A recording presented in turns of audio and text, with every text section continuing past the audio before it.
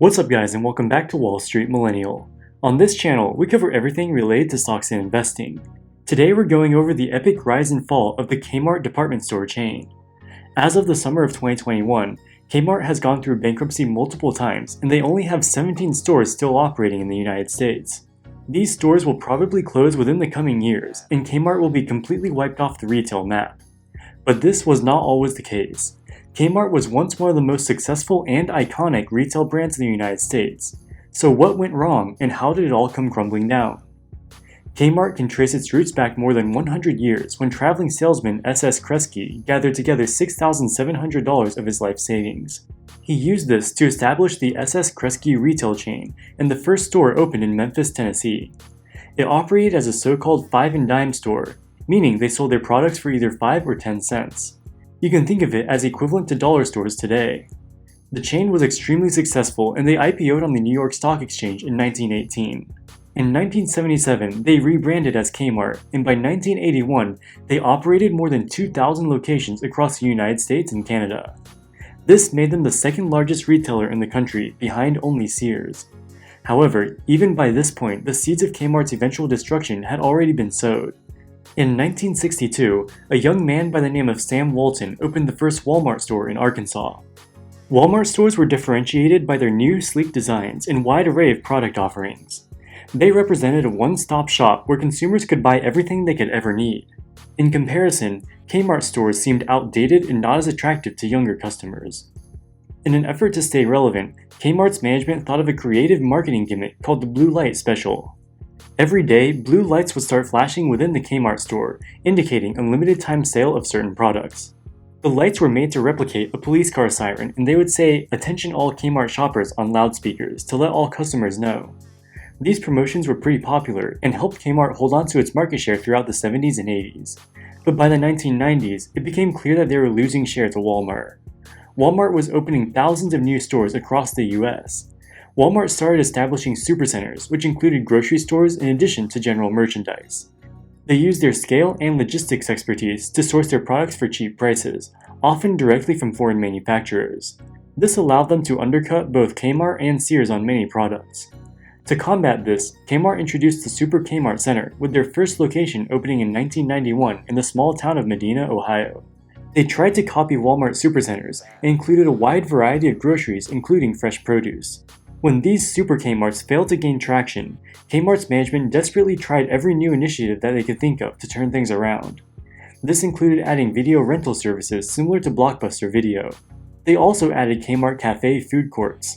In the end, all of these new ideas were failures and lost money for the company. By this point, Walmart's logistics networks were far bigger and more efficient than Kmart's. This allowed them to procure goods and transport them to the stores for far lower prices. Kmart was no longer able to compete on prices, which was a huge problem. Remember, Kmart was originally founded as a discount store selling products between 5 and 10 cents. People didn't shop there because they thought the quality or shopping experience was good. They were just looking for the cheapest prices. Once they were no longer able to provide the best prices, there was no reason for anyone to shop there.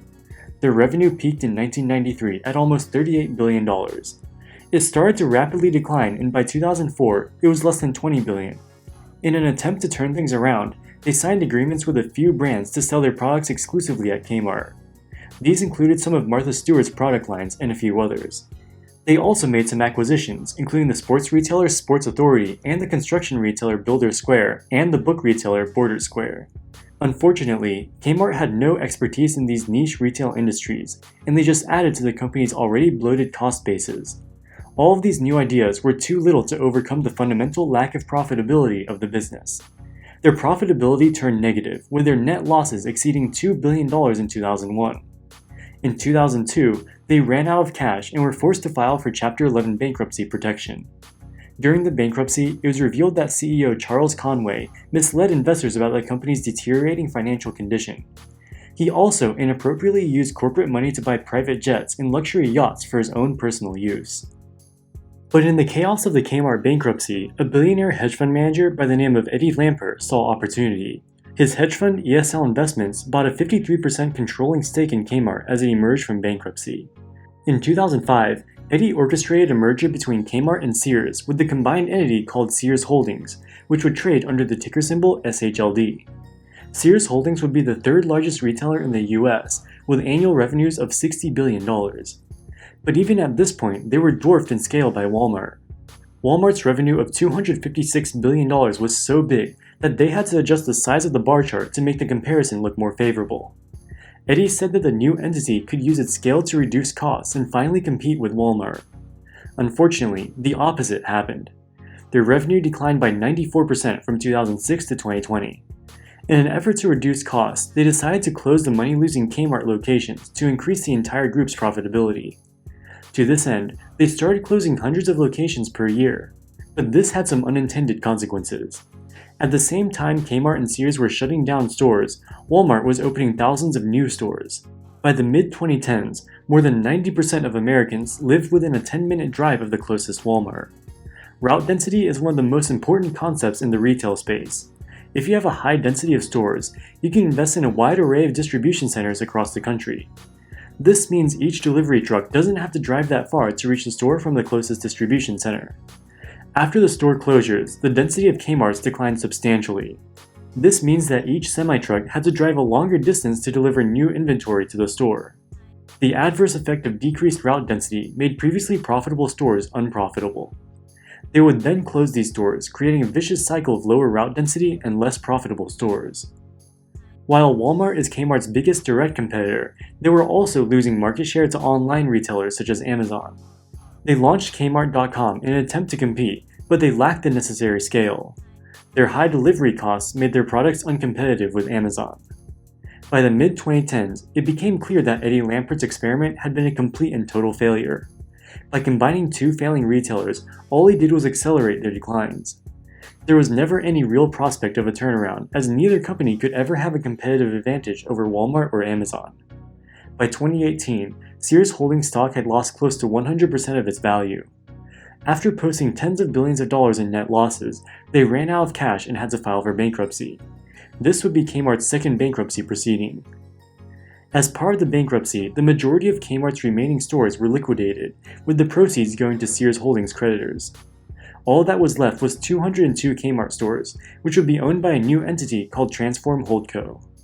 Unfortunately, Transform Holdco had almost no money to invest in e-commerce, or even give their existing stores a facelift. The remaining stores became dilapidated and were an eyesore within their communities. The pandemic further accelerated the closures, and there are now just 17 active locations in the US. Any chances of a turnaround have now been completely exhausted. It's possible that they can stay afloat for a couple more years if they're lucky, but they will eventually join the other 2,000 Kmart stores in the retail graveyard.